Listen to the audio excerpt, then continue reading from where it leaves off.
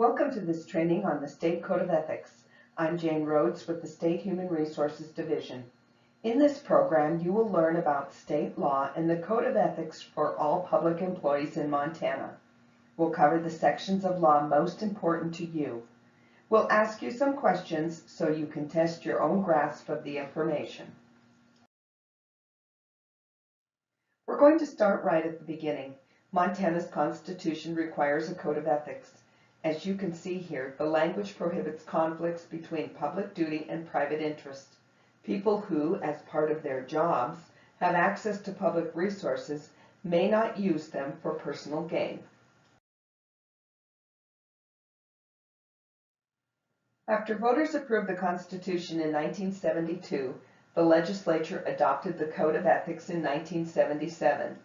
In 1995, the legislature revised the Code of Ethics. The biggest change handed enforcement to the Commissioner of Political Practices regarding state government. For local governments, complaints go to the county attorney. In state law, the Montana Code Annotated, the Code of Ethics is found under Title II, Chapter 2, Part 1.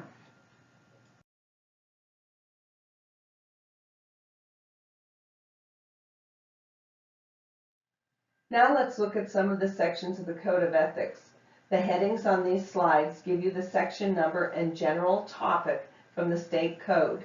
That way you can look them up in the Montana Code Annotated. This section declares that public employment is a public trust. You'll note the words confidence and integrity. These are the building blocks of public trust. The people we serve deserve to have confidence in our integrity. This section talks about serving the public interest, that you devote your time and effort to the benefit of the public. The rules of conduct here cover confidential information, gifts, and overlapping pay from two public jobs. We'll look at each one of these. Confidential information, you've probably heard that everything in Montana government is open to the public. This isn't true. Montana has very strong right-to-know provisions, but state government also deals with a lot of confidential information.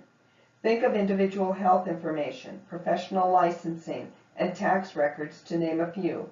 Even many elements of your personnel file are confidential.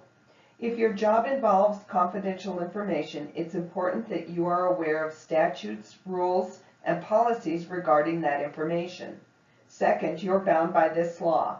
Don't turn your knowledge of that confidential information into a private gain for yourself. Regarding gifts, don't accept a gift of substantial value. You'll notice the phrase substantial economic benefit. The law says this includes getting a loan at a low interest rate or getting paid really high for your private services away from your state job. There could be others too. In 2-2-104, there is one more provision. If you're away from your state job to work for another agency in Montana, you can't accept pay for both jobs at the same time.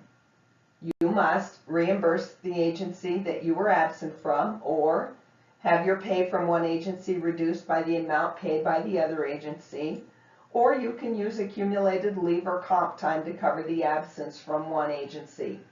You can set the double-dipping situation right by doing one of those actions. By the way, military leave granted by the state for National Guard or Reserve counts as accumulated leave.